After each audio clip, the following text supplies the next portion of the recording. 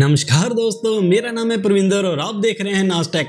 हम पढ़ रहे हैं माइक्रोसॉफ्ट ऑफिस एक्सेल और आज की हमारी क्लास का टॉपिक है कंडीशनल फॉर्मेटिंग।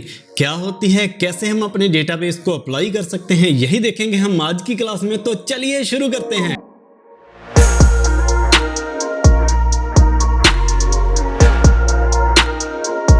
ऑलराइट दोस्तों, वेलकम बैक। हम पढ़ रहे हैं एक्सेल और आज का हमारा टॉपिक है कंडीशनल फॉर्मेटिंग पर। क्या होती है, कैसे अप्लाई करते हैं, तो आइए देखते हैं। मैंने कंप्यूटर स्क्रीन पर ये एक्सेल का एक टेबल ओपन कर रखा है, इस पे मैंने कंडीशनल फॉर्मेटिंग अप्लाई करना है।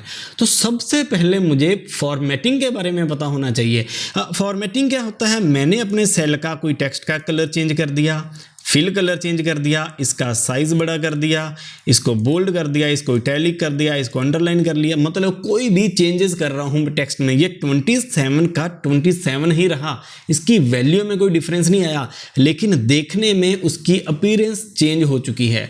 इसको बोलते हैं हम फॉर्मेटिंग अप्लाई करना। तो पहले मैं ये फॉर्मेटिंग एक बार क्लियर कर दूँ। ये देखिए, मैंने फॉर्मेट प्रिंटर यहाँ से फॉर्मेट प्रिंटर उठाया और ये सारी फॉर्मेटिंग क्लियर कर दी है।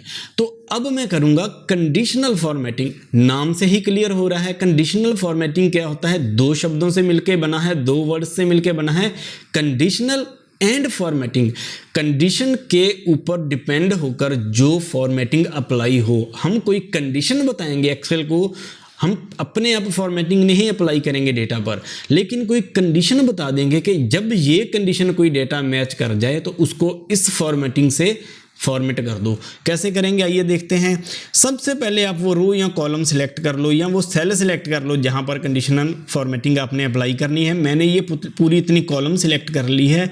कंडीशनल फॉर्मेटिंग की ऑप्शन होती कहां पर है, होम टैब में गए, यहाँ पर पड़ी है ये स्टाइल्स में कंडीशनल फॉर्मेटिंग। इस पर क्लिक करेंगे, काफ़ी सारी वैल्यूज़ आएंगी। हम आज ये पहली दो वैल्यूज़ करेंगे। सबसे पहले हाईलाइट सेल रूल्स में जाएंगे। ग्रेटर देन का मतलब क्या है, हम कोई वैल्यू बताएंगे एक्सेल को, उससे जो भी वैल्यूज़ ज़्यादा होंगी वो हाईलाइट हो जाएंगी उस फॉर्मेटिंग के साथ। मैंने ग्रेटर देन पे क्लिक किया, अपने आप यहाँ पर 49 आ रहा है, मैं यहाँ पर 50 कर रहा हूँ। 50 से अबव वाली वैल्यूज पर ये वाली फॉर्मेटिंग अप्लाई होगी। लाइट रेड फिल कलर हो जाएगा एंड डार्क रेड टेक्स्ट का कलर डार्क रेड हो जाएगा। अगर मुझे ये नहीं पसंद, यहाँ पर कुछ और कलर्स हैं, मैं वो सिलेक्ट कर सकता हूँ।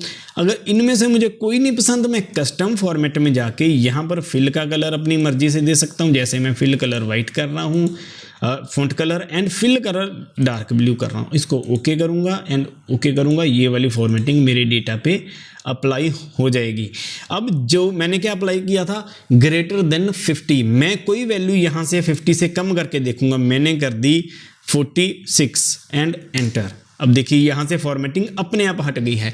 तो कंडीशनल फॉर्मेटिंग बेसिकली होती क्या है, जब आप कोई कंडीशन बता दोगे एक्सेल को, उस कंडीशन को जो भी डेटा मैच कर रहा होगा उसके ऊपर वो कंडीशनल फॉर्मेटिंग अप्लाई हो जाएगी। अब हम नेक्स्ट वैल्यू देखेंगे कौन सी है, नेक्स्ट ऑप्शन इसमें, इसको फिर से सिलेक्ट किया। ग्रेटर देन के बाद आ गई लेस देन में मैं बताऊंगा, मान लीजिए मैं कर रहा हूं यहाँ पर पहले वाली फॉर्मेटिंग में पहले क्लियर कर दूं। अब ये मैं जा रहा हूँ ग्रेटर देन के बाद मैं जा रहा हूँ लेस देन में मैंने कर दिया, मान लो 30 से कम वाली वैल्यूज को हाईलाइट करे। तो ये देखिए 30 से कम वाली होगी, इसको भी मैं कैंसिल कर रहा हूँ। उसके बाद मैं क्या कर रहा हूँ, यहाँ पे जा रहा हूँ कंडीशनल फॉर्मेटिंग में बिटवीन का मतलब दो वैल्यूज के बीच में। जैसे 26 और 73 आ रहा है, मैं क्या कर रहा हूँ 30 एंड 50 के बीच वाली वैल्यूज को एक्सेल हाईलाइट कर दे। तो 30 एंड 50 के बीच की वैल्यूज को हाईलाइट करके दे देगा हमें एक्सेल। अब देखिए ये 30 से अबव है और 50 से कम है 32। अगर मैं इसको 29 करूंगा तो इसकी फॉर्मेटिंग हट जाएगी। तो ये तो हो गया बिटवीन वाली कंडीशनल फॉर्मेटिंग। अब इसके बाद मैंने कौन सी फॉर्मेटिंग देखनी है, उससे नेक्स्ट वाली ऑप्शन कौन सी है, बिटवीन के बाद आ गई इक्वल टू के लिए हम ये वाली ऑप्शन कॉलम यूज़ करेंगे, टेक्स्ट वाली। इस पे ज़्यादा अच्छे से अप्लाई होती है। देखिए कैसे, मैंने इस पूरे कॉलम को सिलेक्ट कर लिया है, कंडीशनल फॉर्मेटिंग में गया और यहाँ से जाके इक्वल टू सिलेक्ट किया। जब मैं टाइप करूँगा ईस्ट अप्लाई करूँगा तो ईस्ट वाली सारी वैल्यूज़ हाईलाइट हो चुकी हैं। ओके कर दिया मैंने, ठीक है। अब इसको मैं पूरी की पूरी फॉर्मेटिंग को एक बार हटाना चाहता हूं आपको नेक्स्ट समझाने से पहले। तो जो भी आपने फॉर्मेटिंग अप्लाई की हो कंडीशनल, उसको हटाना कैसे है, कंडीशनल फॉर्मेटिंग में जाना, आपने वो कॉलम को सिलेक्ट रखना है जिस पे अप्लाई रखी है, लगा रखी है आपने, उसके ऊपर जाना है कंडीशनल फॉर्मेटिंग पे, और यहाँ पर जाकर क्लियर रूल्स आपने अगर सिलेक्टेड सेल से करना तो ये वाली ऑप्शन है, सिर्फ जो कॉलम सिलेक्ट हुई है वहाँ से हट जाएंगे वो रूल्स। अगर आपने पूरी शीट से हटाना है तो ये दूसरी ऑप्शन है, इस पर क्लिक करेंगे और सारी की सारी फॉर्मेटिंग क्लियर हो गई है। अब मैंने क्लियर क्यों किया है आपको नेक्स्ट ऑप्शन समझाने के लिए, जो है इससे नेक्स्ट इक्वल टू के बाद कंटेन्स। अब देखिए अगर इसमें ईस्ट टाइप करूँगा मैं, पहले मैं वो कॉलम सेलेक्ट कर लूँ ये वाली। अब मैं कंडीशनल फॉर्मेटिंग में जाकर हाईलाइट सेल रूल्स में कंटेन्स में जाकर ईस्ट टाइप करूंगा तो ईस्ट आ रहा है, लेकिन अगर मैं सिर्फ एसटी टाइप कर दूंगा ईस्ट एंड वेस्ट दोनों आ रहा है। कंटेन्स का मतलब क्या है, जो वो वाला टेक्स्ट आप टाइप करोगे वो किसी भी और टेक्स्ट के अंदर वो सब पार्ट में भी अगर आ रहा है तो भी वो उसको हाईलाइट कर देगा। लेकिन इसकी जगह पर अगर मैं इक्वल टू वाली ऑप्शन यूज़ करता, देखिए यहाँ पर मैं इक्वल टू में जा रहा हूँ, फिर मैं ST टाइप कर रहा हूँ तो वो नहीं आ रहा है। तो इक्वल टू में क्या होता है, पूरे का पूरा स्ट्रिंग मैच होगा, पूरे का पूरा टेक्स्ट का, सेल का, कॉलम का डेटा मैच होगा तो ही हाईलाइट होगी।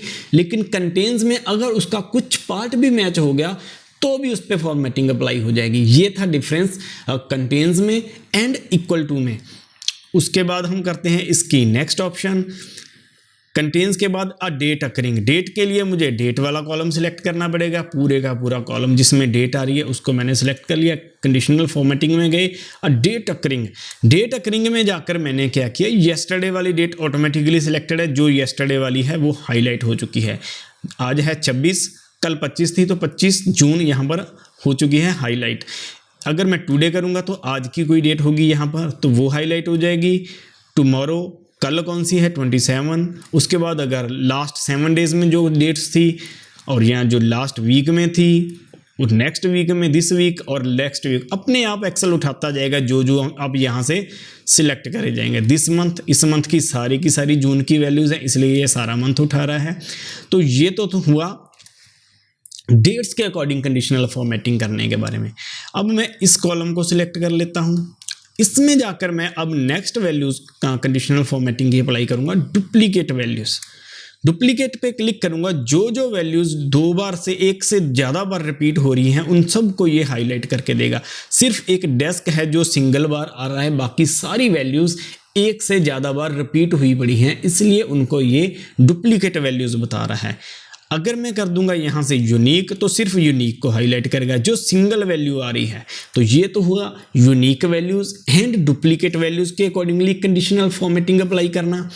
अब उसके बाद हम आ जाते हैं नीचे वाली ऑप्शन, जो ये है top bottom rules. Top 10 items के लिए भी हम अब ये नंबर्स को सिलेक्ट करेंगे, इसमें ही आएगी टॉप 10 एंड बॉटम 10। मैंने सिलेक्ट किया यहाँ से टॉप 10 रूल्स। हम जब टॉप 10 पे क्लिक करेंगे, जो टॉप 10 वैल्यूज़ हैं वो सिलेक्ट होके सामने आ जाएंगी। तो अगर मैं इसको कम करूँगा 9 तो 9 आ जाएंगी, 8, 7, 6, जो जितनी करता जाऊँगा 4, ये टॉप 4 वैल्यूज़, 4 वैल्यूज़ हमारे सामने आ चुकी हैं। इसी तरह ही है हाईलाइट, टॉप 10 के बाद बॉटम 10 आइटम्स पे आ जाते हैं। ये नीचे से जो लास्ट 10 आइटम्स हैं, अगर मैं सिर्फ एक कर दूंगा तो सबसे छोटी वैल्यूज़ है वो हमारे सामने आ जाएगी। तो ये तो हो गया बॉटम 10 वैल्यूज़। इसके बाद आ गया एवरेज, अबव एवरेज। अब एवरेज क्या है, इसको मैंने पहले सिलेक्ट किया तो नीचे देखिए यहाँ पर एवरेज कितनी आ रही है, 51.7 सॉरी 51.7 से जो अबव होगी वो यहाँ पर आएगी अबव एवरेज में। हमने सिलेक्ट कर लिया, 51.7 से अबव वाली वैल्यूज़ अपने आप हाईलाइट हो चुकी हैं।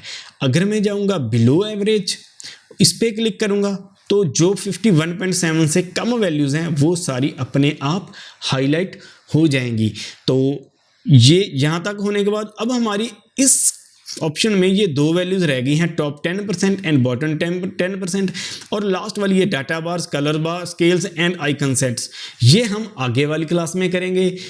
आज की क्लास को यहीं पर छोड़ना चाहूँगा मैं। आई होप आपको ये क्लास पसंद आई होगी। पसंद आई है तो इसको लाइक कर दीजिएगा और चैनल को सब्सक्राइब कर दीजिएगा।